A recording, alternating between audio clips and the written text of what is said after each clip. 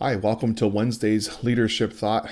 I do thank you for giving me 5 to 7 minutes as we look into our leadership, as we pause and evaluate ourselves, that we are encouraged and that we are trained to continue to be leaders that lead other leaders and that help equip people in the church, and then also to take the gospel of Jesus to our community.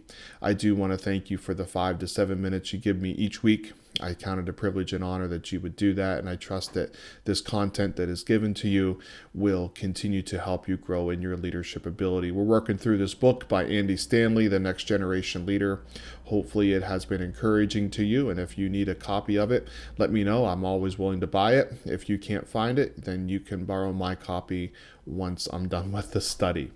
This week, I want to talk about coaching and being coached and being a good coach. So I have a pop quiz for you from these two people on the screen. The guy on the right we all know is Bill Belichick, the head coach of the New England Patriots. He has won 6 Super Bowl titles. He has drafted players lower in the draft and has found that diamond in the rough. He has taken time to develop them, to train them, and to critique them into being some of the best and most sought after NFL players in the league. We all know Tom Brady's story and how he was taken 6th round, and Bill worked with him, developed him, and now Tom Brady is probably one of the greatest quarterbacks in the league history, and it pains me as a Bills fan to say that.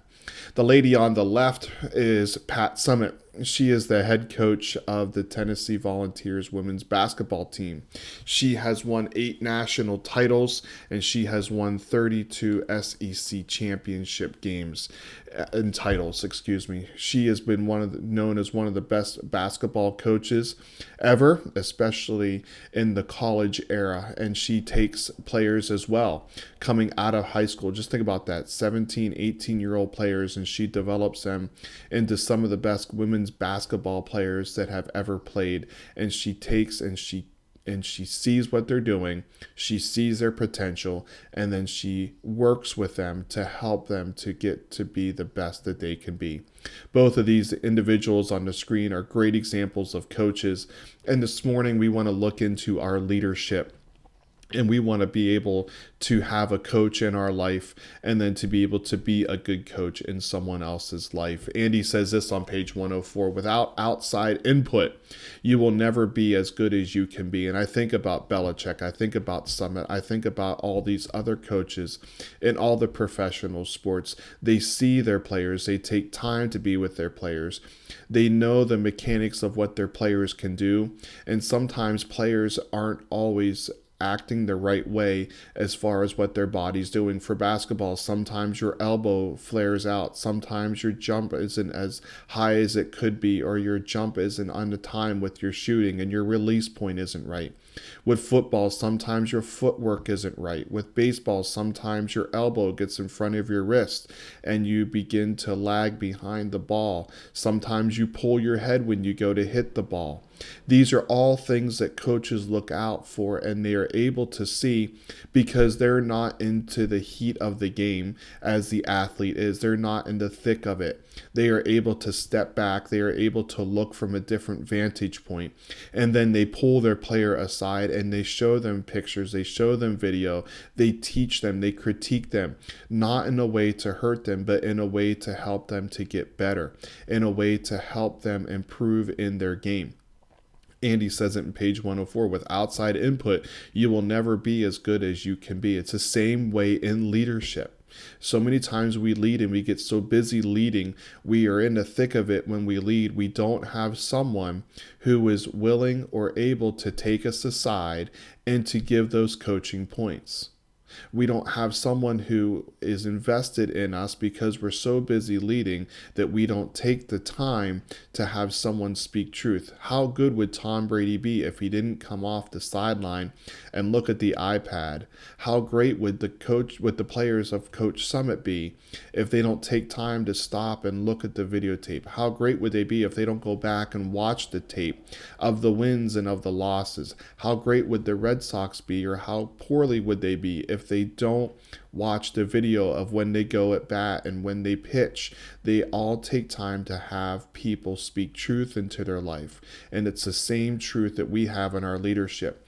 Without people speaking truth into our lives, we're not going to be able to be as good as we can be. It's an evaluation, it's a critique, not in order to hurt us, but in order to help us to grow, to be better, and to be the best leaders that we can be.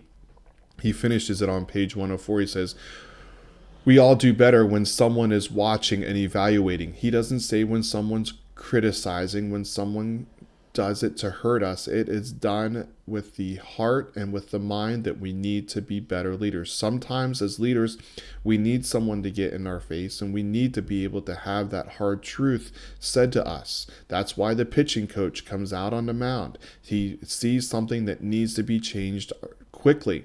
Sometimes it can wait till the end of the inning. Same thing with football. You call timeouts. Basketball, you call timeouts. The coaches see something and they critique. Sometimes they get angry. Sometimes they get very gentle. It all depends on the coach. It all depends on the player. That's where the individuality comes in and the uniqueness of the relationship between player and coach. The point is there's evaluation given and it is received and the changes are made. Let's look at God's word for what he has to say as far as coaching. I found Proverbs 27:6 to be applicable. Wounds from a sincere friend are better than many kisses from an enemy. Your coach should be one of your best friends, especially in leadership, especially in the leadership setting, because they are going to be able to see you in the best of times and they're going to be able to see you in the worst of times. There's that relational equity there, and they are here to help you, and they are here to help you be better leaders. And wounds from a sincere friend are better. When someone critiques you and they have your best interest at heart, it isn't always easy to hear, but you know that it is for your good and it is for your betterment as a leader and also for your organization or for the church, and those wounds can be trusted because they are done for the good of everyone. And we don't want to take criticism from our enemy. We need to listen to that, but we also need to evaluate it. But we also need to have those coaches in our life that are going to be able to help us and critique us to be better leaders. So the question I have for you, twofold today. The first one is, who was able to speak into your leadership? Who was able to pull you aside and say, I heard you say this, I heard you say that? Who was able to pull you aside and say, you're doing this or you're doing that, we need to work on that, that's not good form, that's not good etiquette?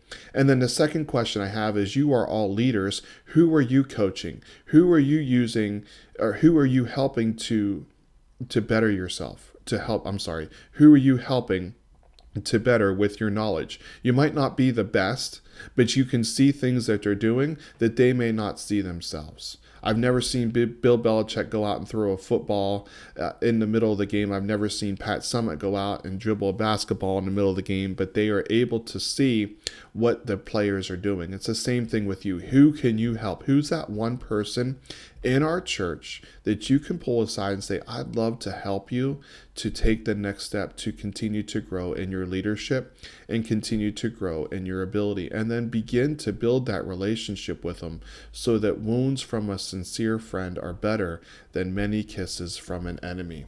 I hope that you've been challenged by this. I hope that you continue to be a good leader and continue to use your influence to be coached and to go out and coach. If you need any help, I'd love to be able to interact with you. So just go ahead and reach out. Have a great day, and thanks for being a great leader at the church.